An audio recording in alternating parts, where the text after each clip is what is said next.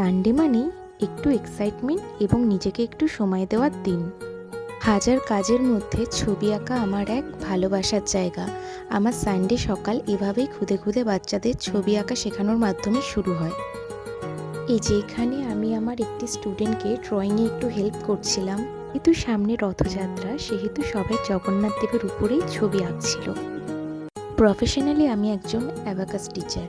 তো বিকেলে ছিল আমার স্কুল টাইম। এভাবেই বাচ্চাদের সঙ্গে কেটে গেল আমার বিকেলবেলাটা।